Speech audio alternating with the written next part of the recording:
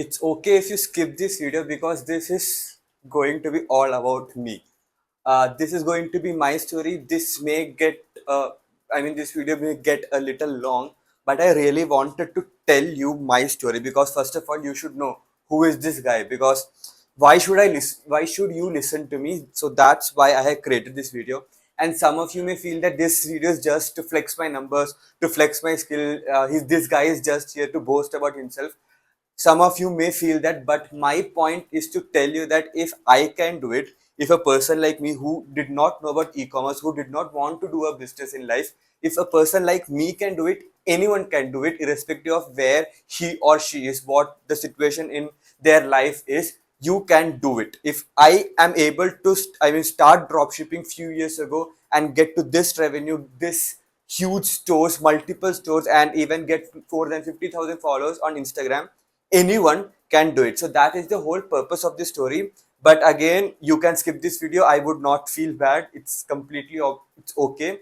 You may not get any hard skills, but again, as I said in my first video, I'm trying to build that mindset in you. This may help you build that mindset. So let's jump straight into my story. I had not thought about my own story for like first years of my life. I first thought about it a few months ago when I completed my MBA and I joined this huge multinational FMCG company called Hindustan Unilever. Now, of course, this is a dream company for a lot of marketing MBA graduates, and I was lucky enough to get into it. And this was my first corporate experience. So the first initial 3 months we are sent for a sales stint. We have to go with the field force, those people who go to the smallest shops and take orders for our products. Our products involves Surf Excel, Vim, Lifebuoy, Lakme, Lux, Clinic Plus. All those brands are Hindustan Unilever. So the first 3 months we have to be in the field. So for from 9 to 3 we will be in the field, and then we have to do some data work. So I was sitting with this colleague, and he had been in the system for like 15-20 years, and we went for a chai, and he asked me, Amal, you are lucky enough to get into HUL, and at the same time you have been doing e-commerce. Now, of course, he knew my background. He said, you are from a middle class family. What is that moment that led you into this life? Then I asked him, why are you asking me this question? Because it was a new question for me. I had to think. So he said that last night he watched a movie called The Butterfly Effect with his family. And in that movie, so butterfly effect basically means, it's a theoretical concept which says that with the flap of the wing of a butterfly, a tornado can be formed a few miles or some kilometers apart. So what it means is that a single point of or a single decision that you make, however small the decision is, it could lead to a huge change in your life. So that really made me think, and I went back. I went to my college days. Why did I choose a college? Why did I choose this stream in my after my 10th? So what was that single decision? And the after thinking about it a lot, after introspecting, I finally reached a point where I could not go back anymore. I finally found a story, a point, a decision beyond which I was not able to go. How I reached that point also. So that was the movie Krish. So I hope you have watched this movie. It's a huge movie, the first superhero movie for Bollywood. So at that time I was in fourth or fifth standard, and at that time itself I knew that I would not be able to become a superhero because an alien coming into my place giving me that superpowers, it's impossible. But what really attracted me is the father of Krish, the person who became a scientist. So in that movie, Krish is the son, and his father became a scientist who created a computer that can see the future. So my thought process was that I was in fourth or fifth standard, and I knew that I can learn, I can study well, because I was able to get good marks even without putting a lot of hard work. So I knew that I could study well. So if I put a lot more hard work, becoming a scientist is much more plausible, much more, uh, it was much more easier than becoming a superhero. So from that moment, I had decided I want to become a scientist. And then till 10th standard, I studied well, I got good marks. And after my 10th standard, my family shifted to Kerala, where I again went for entrance coaching. I went studied well. I did my IIT JE, all those stuff. Of course, I did not get into IIT JE, but I got into a very good government college in Kerala called Cochin University.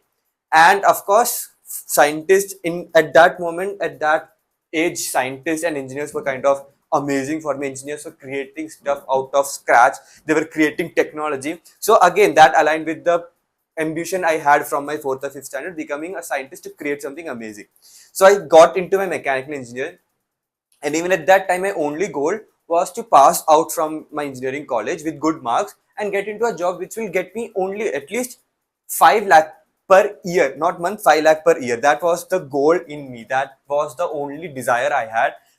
Get graduated, get a good job with 5 lakh per year salary. And by third year, fourth year, I was getting good marks. I finally graduated from my college in the top three of the entire university.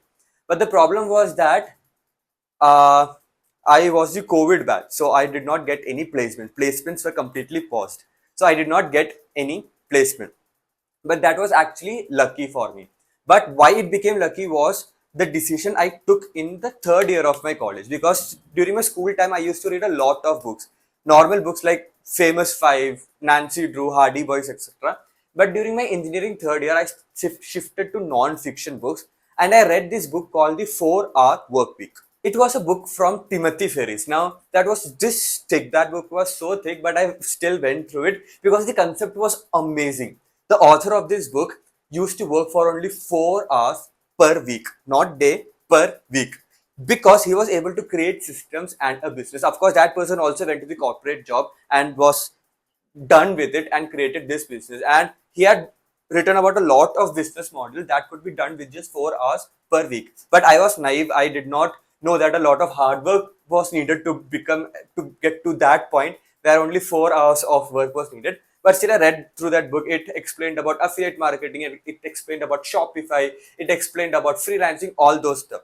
And in that book, I read about Shopify. Then I went to their website and read about a lot of case studies. Case studies about people have created huge e-commerce store, and people who are younger than me. At that time I was 20, but in those case studies, they were teenagers, 16, 17 years old, who are able to create $1 million e-commerce store within a just few months. And being from a middle class family, of course, I wanted to help my parents. I wanted to get so much money that I could give a happy life to everyone I knew. So that really interested me. So fast forward to my final year, I was jobless and I had 2 to 3 months of that lockdown period. And the good part was that at that moment, no one from the society, family, friends, relatives, no one will ask me why I am not going for a job. So I went to my room and I knew that I wanted to start dropshipping, and I had 6 months of research for me, but I had no money, like zero money, and no skills also. I had never done marketing. I had never created a website. I had not created a video, nothing. So I knew there were three main skills that I needed: creating a website, creating an ad, and marketing my product, how to sell that product. These were the three skills I needed, and I had none. So I took a few decisions. First is I applied my profile into Fiverr. So people who don't know, Fiverr is a platform for freelancing people. You can put up your profile for literally anything: video editing, creating a profile picture, creating a CGI ad. For anything, you could use Fiverr. So I put up my profile in Fiverr as a video editor, and then went to random Facebook groups and spammed those Facebook groups saying that I will create a video ad for $5. And then in a few days, I got my first order, but the surprising fact was that I did not know video editing. So I got that order, I researched about that product, and I had just 24 hours to deliver that ad video. So I researched about that stuff, went to YouTube and watched a lot of video editing ads, video editing courses and videos. So I went to YouTube to watch those courses, installed that software called Camtasia, and in 24 hours I delivered the video and got my first $5 from internet without going outside, without going even outside my room. It was COVID lockdown at that time. And then slowly my skills started to develop. I was doing it side by side. I was getting around $20-30 every day for next 60-70 days. I was earning that much money. And at the same time, I started creating this Instagram theme pages. So theme pages is basically any faceless page focus only on one category. I created multiple pages for fitness, for beauty, for pets, multiple pages, and I just went on uploading in those pages, went on interacting on the comment section. So I was doing that for 1 or 2 hours daily also.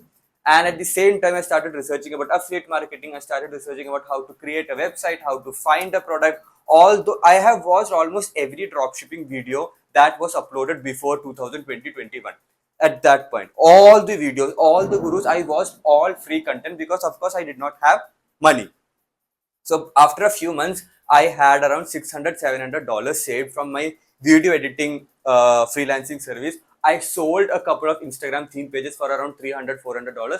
So I had some money. Finally, I decided that let's start this, the dropshipping journey. I created my first store, spent around $100 in ad, got one order. That's it, one order for like $15.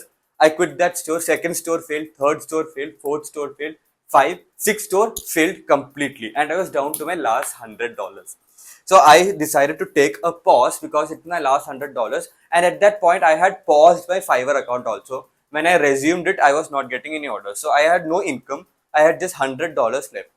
Finally, I read this book called The Power of Positive Thinking by Norman Vincent Peale. In that book, there was this product, a necklace, and in that necklace, there was a mustard seed.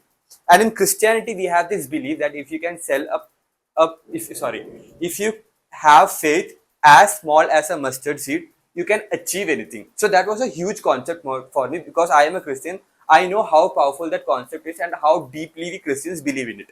So I went to AliExpress, immediately found that exact pendant and necklace which had gone viral in 1950s. I quickly created a website, quickly created an ad. When I say quickly, at that time it took me 7 to 14 days to create the entire website and ad. I then ran the ads.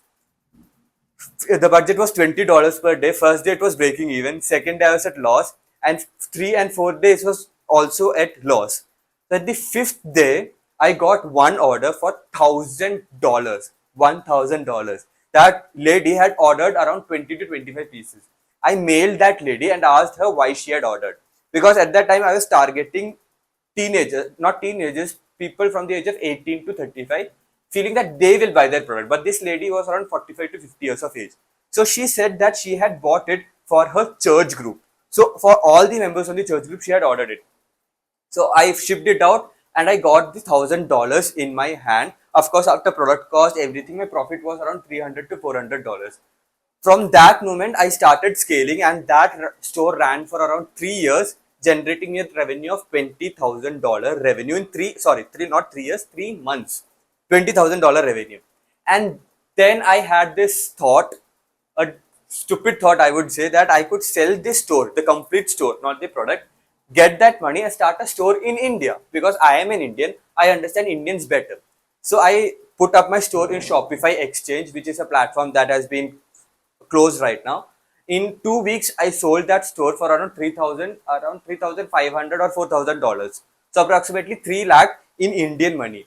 It took some obstacles to get that money from abroad to India. My bank person called and said, "Is this legal money?" All the stuff had happened. I got that money. I started an Indian store. So for the Indian store, I ordered in bulk, not drop shipping, because at that time, drop shipping ecosystem was not there. Roposa, etc. was just coming up. So I ordered in bulk, ran that store, but I was hit with cash on delivery RTO. I had never expected these things because I felt I know Indians, but this was out of syllabus for me because international dropshipping, I had less than 1% return rate. So I was hit by that. I was losing money. Initially, for the first few months, I scaled it rapidly. That store reached around 30 lakh in revenue, but I made maybe 50,000 or 1 lakh only because I was losing money for RTO. Then I decided to stop all of it, prepared for my CAT entrance, got into a good college. I completed my MBA from BITS Pilani. It took 2 years to complete that. And then when I joined Hindustan Unilever, with the first salary I had, I created my Indian dropshipping store. Because I was creating content at that time, I had just 400, 500 followers. I wanted to go viral and I wanted to do something creative. So I did a 7-day Instagram challenge live in front of my followers, telling them how I find a product, how I'll create a website, all of that. And that store blew off. And in like 7 to 8 months, I was able to generate a revenue of 3 crores from that store only. But I thought that was fluke, that was luck. I took the strategies that was working in that store, did another 7-day challenge called the push-up board store. It hit 60 lakh in revenue. but I was facing some challenges. People were copying my store. There were scamsters for my store. So I tried out that strategy in multiple stores. I gave that strategy to my friends. They tried it out. And finally, I had a system, I had a strategy which I am going to give to you. Because this strategy is tested multiple times by multiple people and it is working. And I was confident that this strategy was working. That's why I am giving it to you. Now, again, I am telling all of this not to show that I am amazing. All of this is just to show you that it's possible and it's not a get rich quick scheme. It will take you some time. You will fail. I can guarantee that you will fail, but you have to get up and repeat, learn from your mistake. And if you have that perseverance and consistency, you will make a lot of money. That's my guarantee. Now that's it. I'm not going to bore you anymore. Let's jump into the next module.